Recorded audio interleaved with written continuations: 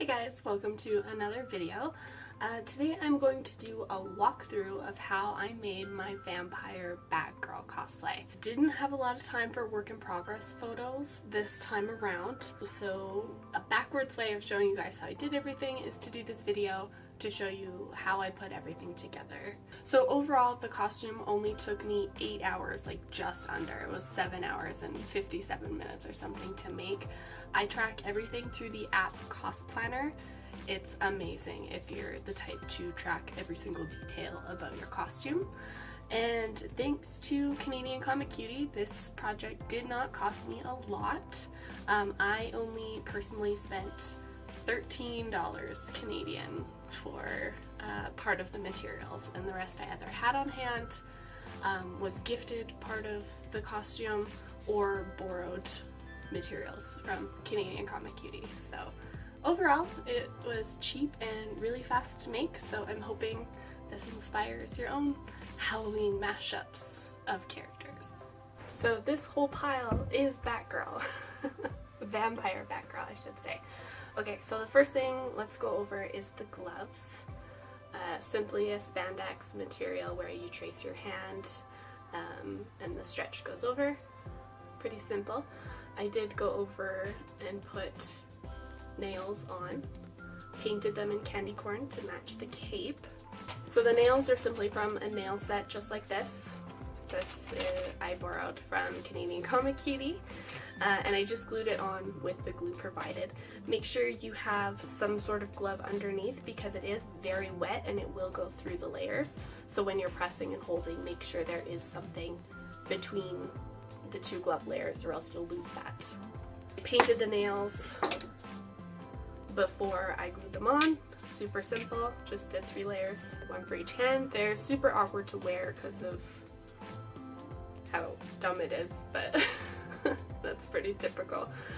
So yeah, they were fun and really easy to make. Next I want to show you the boots. So this is what it looks like with the shoe. All I did was make a spandex pattern. So it's the same material as the gloves, and I traced my foot and leg inside the shoe. This is with the shoe on right now, and I just did a hot glue layer on the bottom. This helps with grip because this fabric is very slippery when you're walking. There's no grip. And it also starts to tear. I don't think there's any holes in this one, but it can start to tear if it touches too much of the ground because of that friction. So this is the bottom of the shoe. Looks like a shoe. This has been worn through Vancouver Fan Expo, so still pretty decent. Basically all I did was trace the foot in the shoe as high up as I wanted the leg to go. And I gave a little extra because it's not as small as a finger, so you want extra room for that stretch around your calf. So I gave about 1 inch on either side as I got up. And then you can adjust fit issues like this toe here. You can adjust that after it's sewn really easily by just bringing in the line.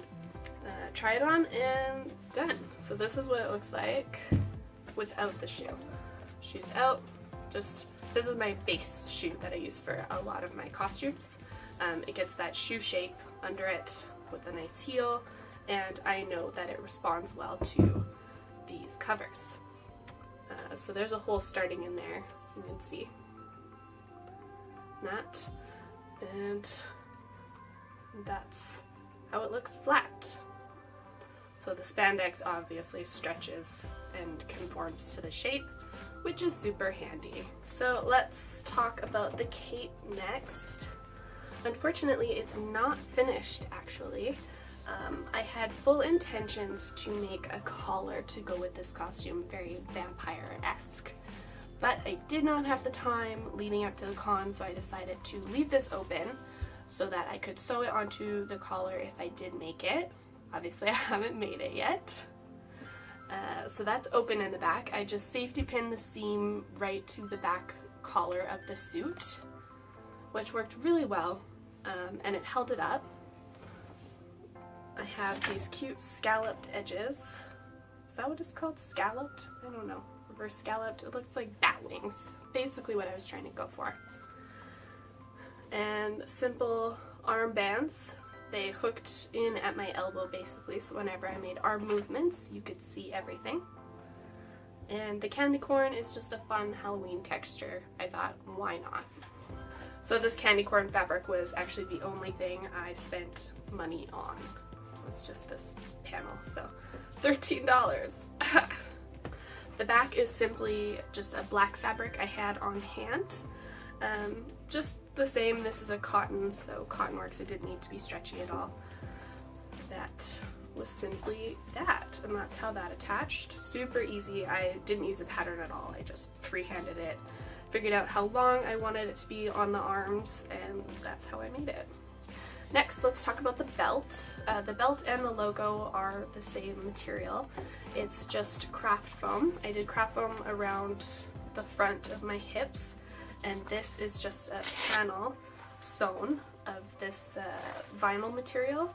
So it's a little more flexible. There is a little stretch to it, but it wouldn't bounce back. Simply attached with Velcro, just like that, around my hips. So it's all craft foam.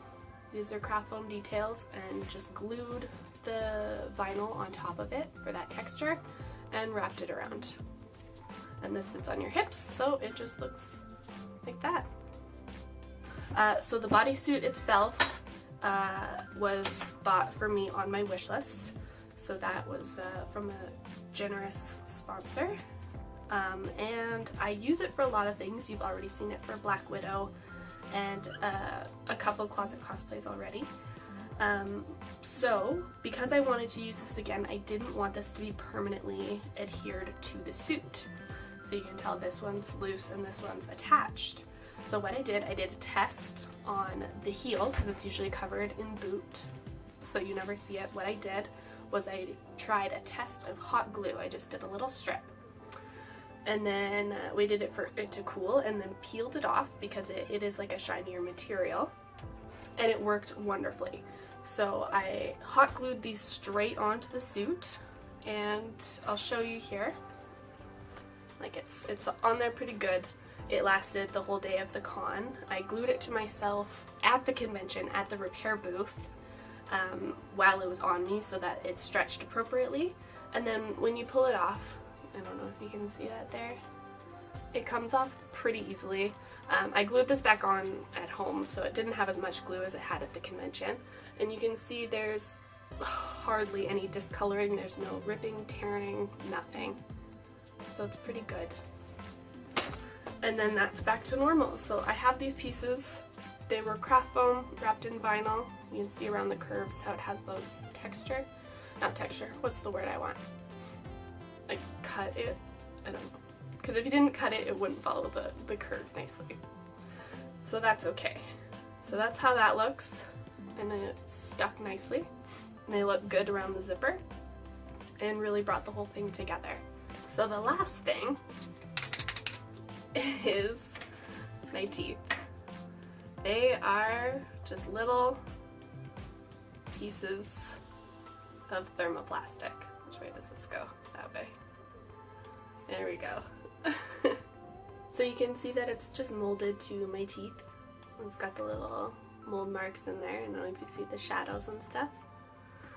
So it's made with a couple pellets of Warbler Deco Art.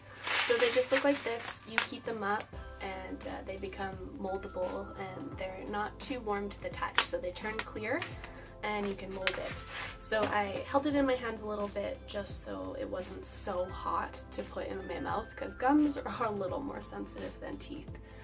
Put it in my mouth and molded it, shaped the teeth. It was a little hard getting them to look the same because I'm very bad at symmetry, but I managed it. They look cute, and you just wait for them to turn white again, and then you can pull them out, and then you have these cute little teeth that look good in your mouth, I guess. Thank you guys so much for watching this video. I hope you enjoyed it. It was really fun showing you after the fact how I made it rather than during. And I think I'm going to try and do more videos like this. Tell me what you think in the comments if you liked it or not. For early access to videos such as this, especially with Patreon only builds, sign up for my Patreon, patreon.com/breezywheezy, and you'll see all that stuff and more for as little as $2 a month. So win-win. Thanks for watching, guys. Love ya.